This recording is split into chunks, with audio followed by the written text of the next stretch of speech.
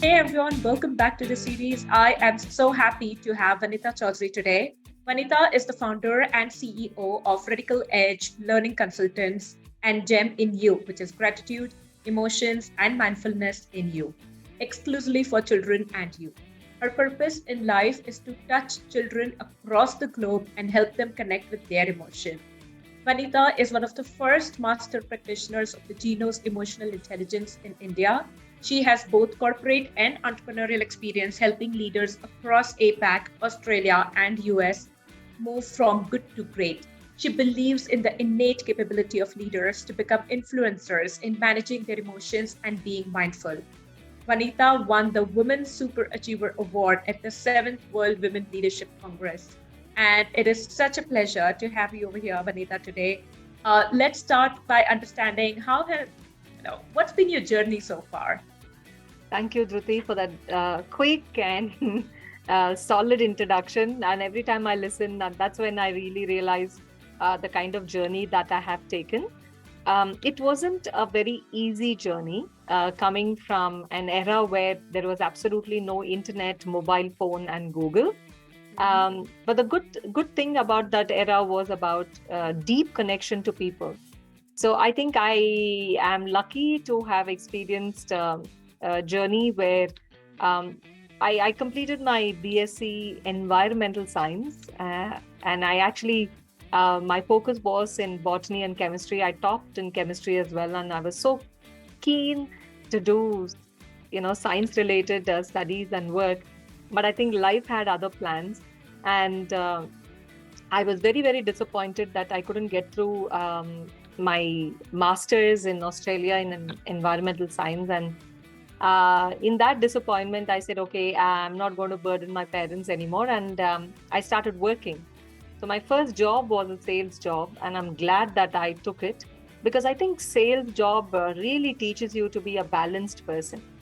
Yeah. In your highs, you don't get too excited. In your lows, you don't get disappointed. It sort of keeps you in that momentum that everything is part of, in fact, in a day as well. So from there, the journey started. Never stopped working. I think started, it's almost now close to 29 years of my work experience. And out of that, 21 was with corporate. I worked Wow. with a multinational bank. And again, it was a very fascinating journey. Again, that job I got through a person because he saw me working. In fact, that bank was my client in a previous company, and they saw me working and the way I work, and they said, we really love what you do, why don't you come and join us? So it was an invitation to join them, and I never looked back. I think that organization helped me really be who I am today. And after working with them as an employee for almost 18 years, I quit. And for the last 8 years, I have been an entrepreneur. And that journey was, I think, very difficult at the beginning because when you're working in a corporate for 21 years, everything is set in your life, including your, Yeah. your annual leave, your PF, your medical. I mean, everything. You don't have to worry about anything. It's all done for you.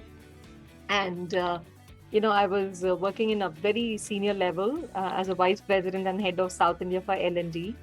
And it was tough decision to quit, but I think what really helped was the purpose, what I really wanted. Because one thing I knew for sure, Dhruti, is I was not made for desk jobs. That's not for me. It would have been suicidal. So the moment I knew that desk job is not for me, irrespective of getting a higher um, uh, designation, more money, I said no. And then I followed what I really good am, that is being facilitator and touching and impacting people's life. So it's very funny because I come from a family of all government retired people, like my parents, my uncles. Everyone works in and work retired, gets pension and sort of settled in life. Yeah. Here I was the first lady, and the first person, forget lady, first person in my family to start a business. So you can imagine all the oohs, ahs, okay. So, Yeah. firstly, it was a battle within the family to convince them that, I can do it. Though, every day I used to have the seed of doubt saying, oh my God, everyone is saying this. Should I pursue? And also, I had a baby very late in life after almost 10 years of my marriage. So when I quit the company, my son was around 5, 6 years old. So one of the things which most of my family members said was, your child is very young. You need, uh, consistent money flowing in to take care of his education. The stability, yeah, financial Exactly. stability as well. And more for him than me. So you Yeah, see yeah, how yeah. the linkage for a woman happens, right? It's just not about Yeah. you. It's the family as well. But I don't know, like one of the things I also realized very early in life is that I'm an extremely determined girl. Mm. Like if I Mhm. know I want something and if I want to do something, then nothing can stop me. Even if I have to hurt few people, of course I go and reconcile and make them understand and all that. But the point is that I was very clear what I wanted, and I said, okay, let's go give it a try. But the Mm. beauty of that is, Ruti, is that in various sections of my life, like when I started entrepreneurship, the first Mhm. person who helped me was a lady Okay. Okay. who was already running a business. Of course, nothing to do with L&D and training. She was running a retail kind of a business. But the good news was that, I could get a sense of what business is all about. Yeah. And then I realized it's not very far away from a corporate. Like what I was doing, I was handling L&D for a complete 4 states of the South region. And Mhm. that means you have to take care of your P&L, you got to check. So I realized it's not very far away from what you're doing. It is just Yeah. that now this is your own and Yeah. you have to really focus on what you got to do. And that's where the journey began. Mhm. And, right from the fight in your head as to what should be the name of your company to the logo to so Yeah. many things, the social media. It was there are so many times that I was asking, is it the right thing to do? But then I realized it is, because one, I had this absolute freedom of even facilitating and delivering the way I wanted to. Mhm. Unlike, Exactly. Yes. unlike a corporate where they design everything for you and you got to follow. Yeah. I was completely on my own, and uh, with my knowledge and experience, bringing that into life was fascinating. So, long story short, in these 8 years, I started two companies, and this month I registered. I mean, July month I registered my third company with two Okay. women co-founders. It's called High Fi Retreats, and Okay. that completely focuses on hormone immunity and gut healing, Wow. and And that's targeted towards women, clearly.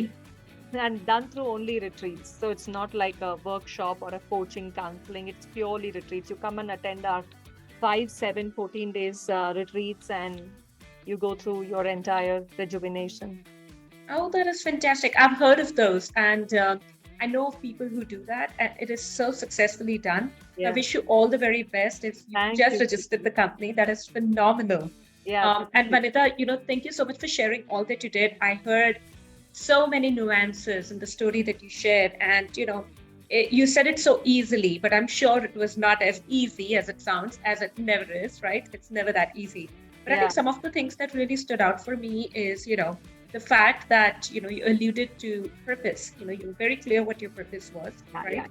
Yeah. You were very determined. You had good clarity in what you were doing, and more or less, you did not settle in life, traditionally speaking, right? I mean, for you, when you look at it from your lens, you're clearly settled and beyond, right? But from a traditional point of view, you did not settle for what was True. expected of a woman, generally speaking, in our country, right?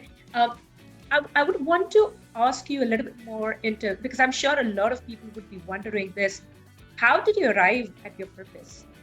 How did you know that's what you wanted to do? So I think that's thanks again for the job I was doing in the corporate, which was L&D. So, Mm-hmm. part of the corporate life, if I'm sure you would have had this experience. Typically in December, January, every year, we used to get an external facilitator or a vendor coming and Yeah. talking to the L&D team on various things, like team building activities, purpose, and stuff like that. That was one way where we used to do self reflection for the organization, of course, and also for the team, because I was a leader as well. So, what do you really want to achieve, and what do you want to do for your team? I think Yeah. the seed was sown back then. Okay. And during my training, designing of the training programs, I came across this book called Start with Why by Simon Sinek. Oh my God, what a brilliant book, isn't it? Yes. And I love his video as well. Every now and then I keep watching it. Exactly, the golden circle video. Yeah.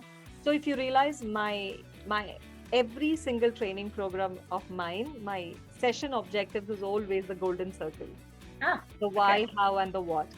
So that's where my journey towards purpose started. To be very honest, I started reading his book. I've seen his video, and I used to play his video quite a lot in my training programs. You can imagine, I like used to watch it like 3 times a week.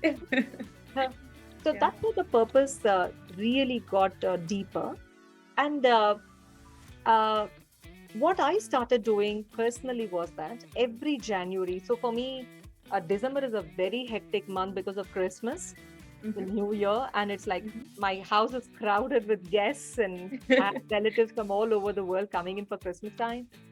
So typically, what I do is after Christmas and New Year, I take a vacation. Okay. Okay, seriously, Christmas is a vacation for me because it's a very busy month at home. But Yeah. after Christmas and the New Year, I sort of take a journey, only a solo a vacation or a solo trip. And all I do is paper pen. And when you said I'll get a paper pen, I just loved it because it is traditional and very few of us do it. Yeah. But I am an absolute paper pen. And you can see as, talk, I have lots around me on Oh, my office table as well. So I started writing a lot of stuff. mhm. It wasn't easy to arrive at my purpose, but I think I was very persistent. And finally, I think after the fourth January, fourth year Wow. January is when Yeah. I was able to articulate my purpose statement, which is touching people's lives. Right. Simple. Touching Right. people's life, irrespective of whatever I do, whether in my coaching, facilitation, in GEMinU with children, with hi-fi retreats, touching your gut.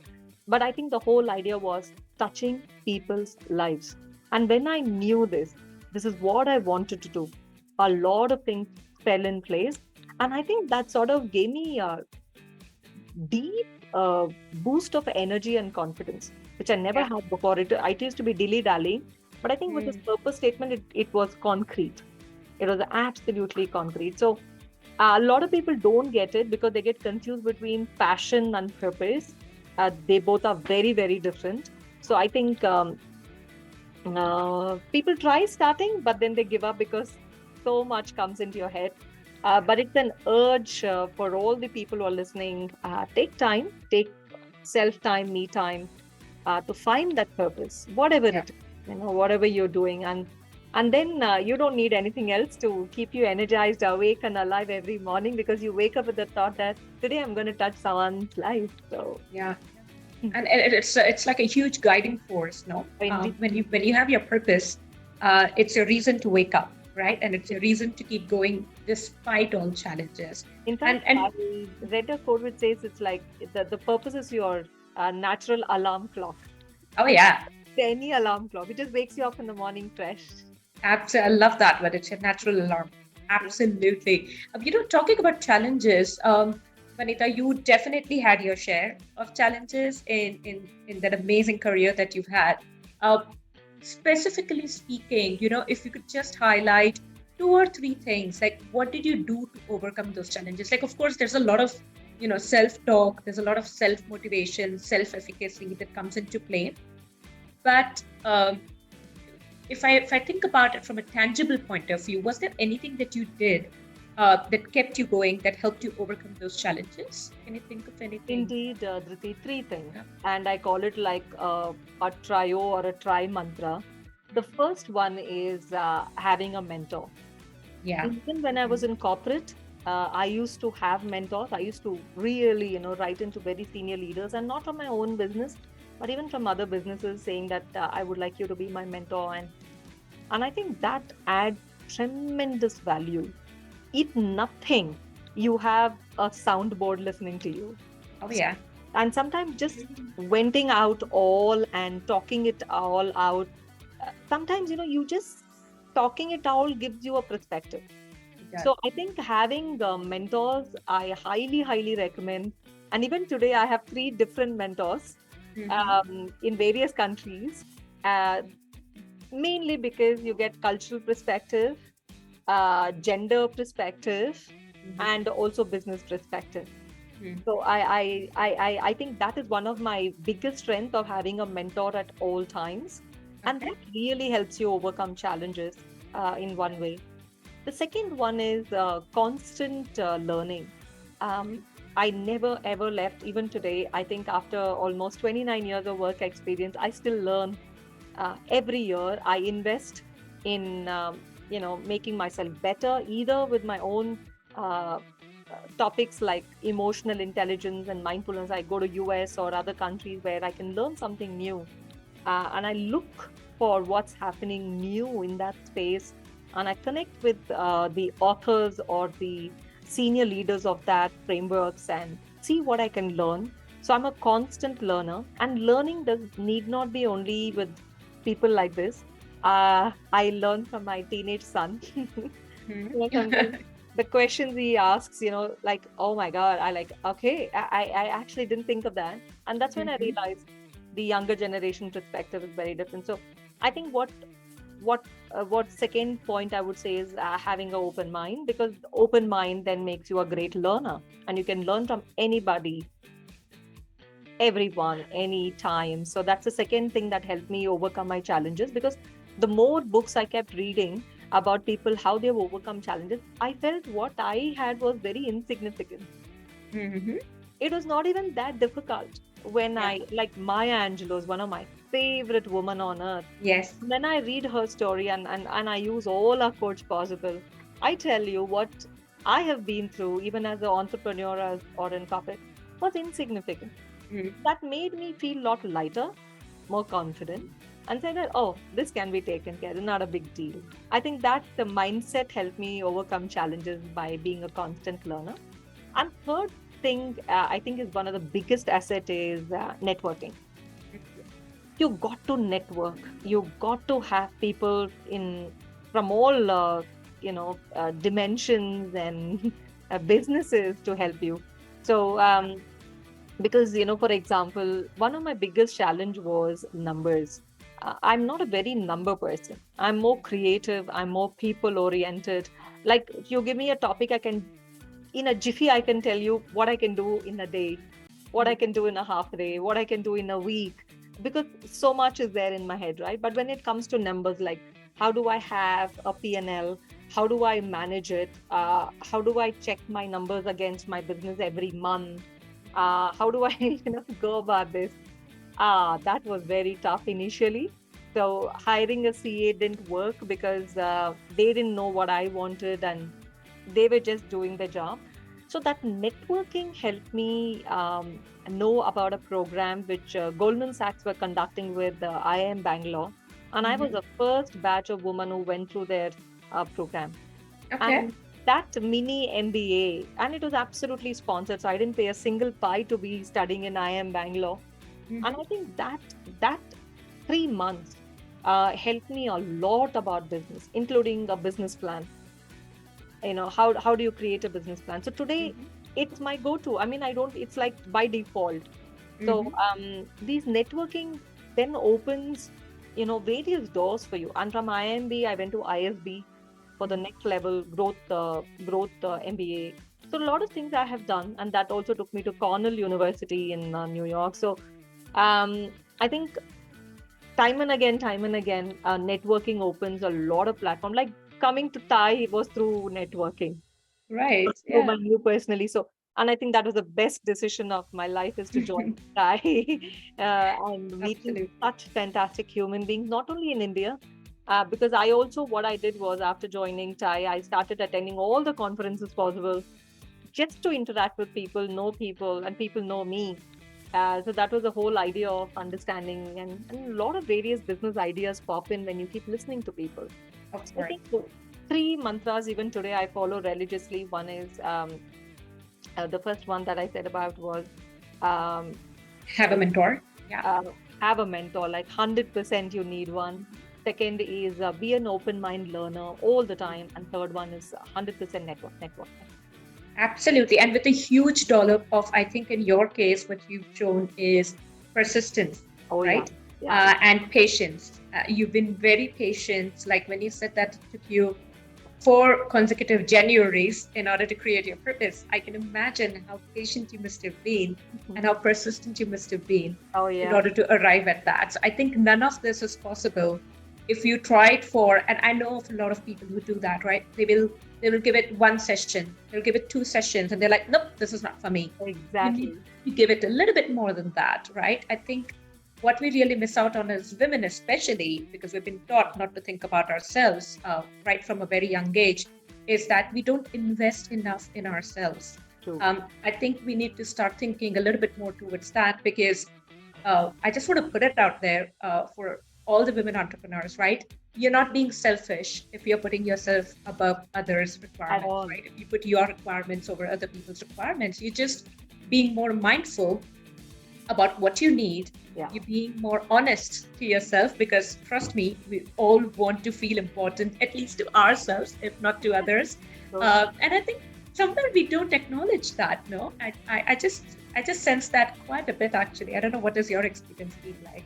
No, Dhruti. I think, when I was in India more in the early part of my life, I thought Indian women feel that way, putting themselves behind. And it's always about, their families or the teams or even appreciation. When you appreciate a woman, they immediately say, oh, it's not me. Yeah, It's da da da da. It's da da da da da.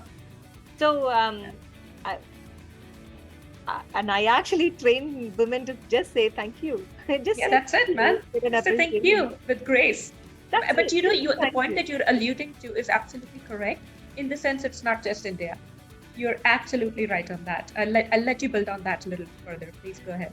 So one of the invitations I got from was Tammy Simon. She runs this organization called Sounds True in California, and she invited me. In fact, it was an invitation, so obviously there was all expenses paid, and I had this opportunity to go and meet um, fantastic human beings like the father of mindfulness, John Kabat-Zinn, Daniel Goleman, and a lot of other people who had come for that conference. And here I was, I'm the only Indian from India, Mm-hmm. not Indian from the US, right? So I'm Yeah. the Indian from India. And the conferences started, and I realized that actually I felt, to be very honest, in that thing, that women in India are more empowered. Hmm. Uh, That's very interesting perspective. and US being such a forward, country, you would see that women struggle a lot even today with emotional abuse, physical Yeah. abuse, Mm-hmm. so many things that happens in their life. And again, all that I relate is one, they are not very highly educated, and a lot of teen pregnancy, school dropouts, and a lot. So I think one of the things I even today I believe is you give a girl education, she's sorted in life. Mm-hmm.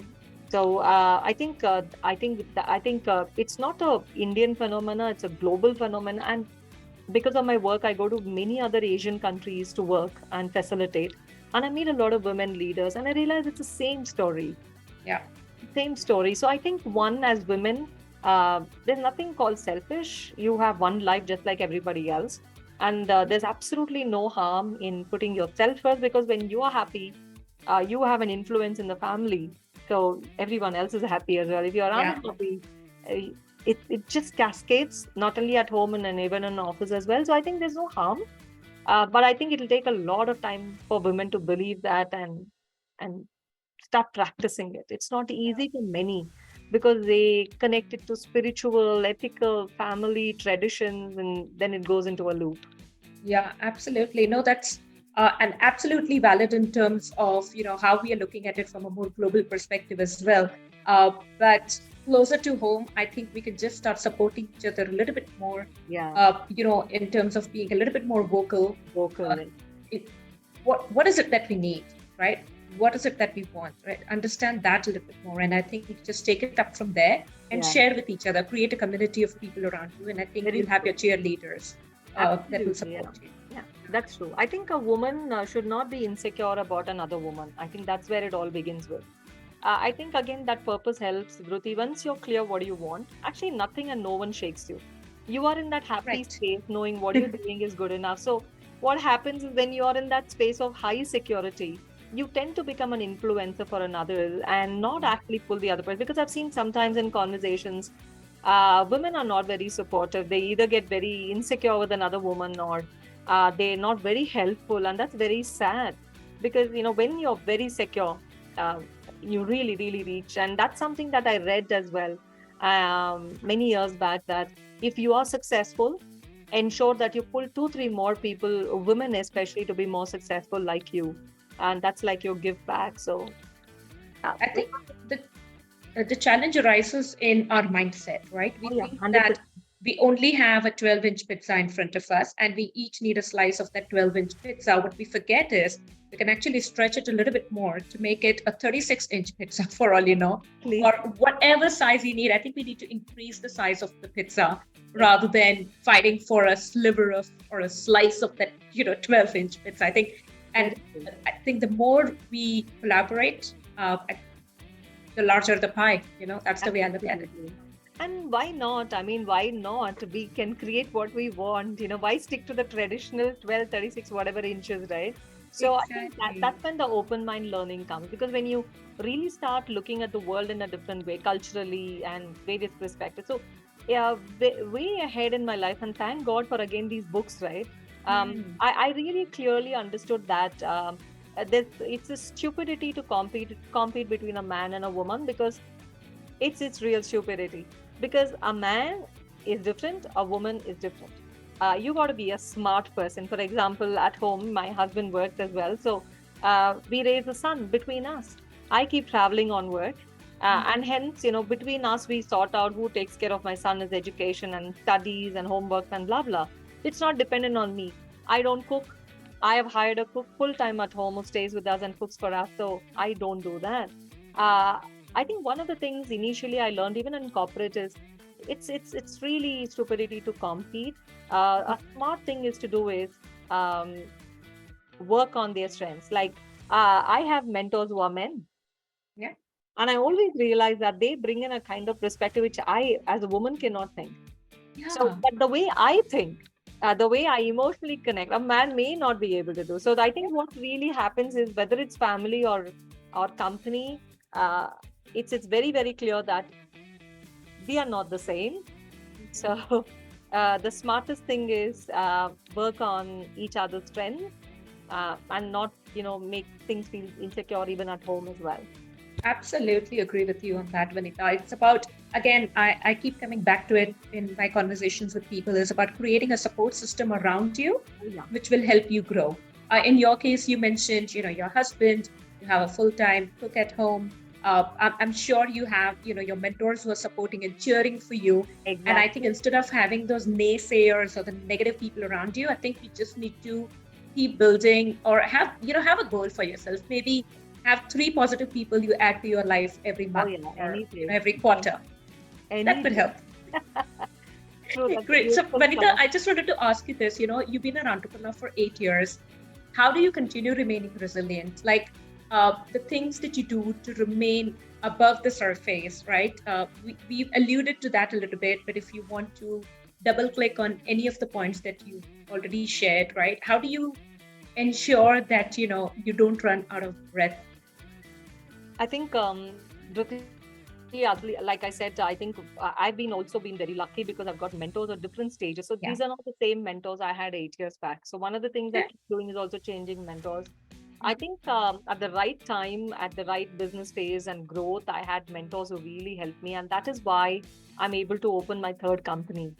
It's just not one but three. And also holding on to all the three, it's not easy, especially during COVID time. My RadicalEdge company, which is a training company, like you can imagine, everything came to a zero in the month of March, April 2020, when the Right. lockdown happened and there was absolutely no business. um, because till then we were only doing face-to-face trainings, and that generated a lot of income to me. And suddenly I realized there's no money, but I have team that I have to feed. I have to give them salaries. I think that's when I think that initially bothered me a lot. I was worried, to be very honest with you. And I think during that time, this thought came saying, wish I had a corporate job. Mhm. you know. But Yeah. that was just a fleeting thought. I'll be very honest with you. Yeah. It just came only once. But then I just, because I practice mindfulness and I'm also an EI practitioner myself, I think managing your emotion and coming out of it to see what you want to do was much easier for me. So what I did was, there's a brilliant book by this gentleman called Adam Grant. It's called Give and Take. Hmm. And I had read this book years ago, and just like that book, I think what I did was I said, okay, now nothing is coming. That doesn't mean I don't do anything. So I started doing open programs on managing emotions, how to be, strong during this COVID time, and various topics which is very relevant for the people during that time. It's Yeah. an open program. Mhm. Believe it or not, that open program led on to give me a lot of leads and businesses. And I should tell you that my company actually did 2x in COVID time compared to the regular time. Wow, that's amazing. So you pivoted, like See, every good entrepreneur would. Great. then that gave me, again, my purpose of touching lives, right? Because what I did was from the heart. I said, if this helped me to initially overcome quickly my fears, my anxiety, why not give it to other people who might want it? And I just Mm. was doing free sessions, open sessions, Yeah. being a panelist, having conversation. I actually did a lot of videos which I posted on LinkedIn, Facebook, and I didn't realize how it helped people. Because at one time I stopped making videos because I was like bored. But I Mm. got messages saying, "Hey, we didn't see your videos. Would you want to post?" Because and that's when I realized the power of what you really do and post impacts a lot of people, Mm. a lot of people. So I think Absolutely. resilience comes again if you have your purpose clear, Mm. you know what you got to do. Mhm. Second is your values. What are your Yeah. personal values? I think that is like super important because making money is not a value, it's a Right. byproduct. Yeah. Yeah. So Absolutely. Great. Any final thoughts, Vanita, before we end the interview? I think this has been brilliant, very insightful, and love the fact that you're actually practicing everything that you believe in and everything that you're sharing with other people. So that's, trust me, not many people do that. So it's so good to hear that you actually do put into practice what you preach. thank you so much, Dhruti. I think what really helps, I'll again say the three things that works for me is first have your purpose clear. Because Hmm. once you have your purpose, it's really the anchor of your life. You may sway, but you will never go out of sight. It really holds you in place. So find your Totally. purpose because running business is also impacting life. Whatever kind of business you do, it's for the people, right? It's for someone else, and it's for. So I think having purpose really helps you. Second, have mentors.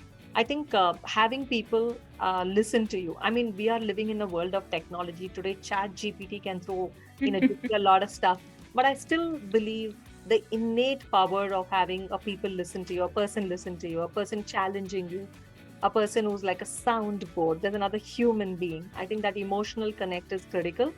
And mentor can be even from home. Your Yeah. spouse can be a mentor, but have somebody listen to you. I think that's very important.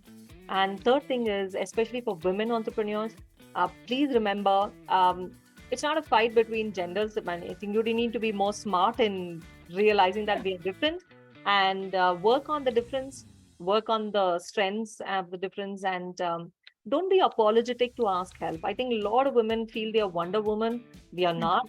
I think we are women and we need Yeah. help. So Yeah. I think having that gives you wings to fly, Yeah. just like this program. Yeah, really gives Yes. you wings to fly. Absolutely. Thank you so much, Vanita. It's been an absolute pleasure speaking with you. And Uh, same here. and so great to connect with you. Thank you so much. Thank you, Dhruti. You're an absolute beautiful host. The way I love the way you summarize and segue into the next topic. It was very beautiful, and thank you so much once again. Thank you. Thanks, Vanita.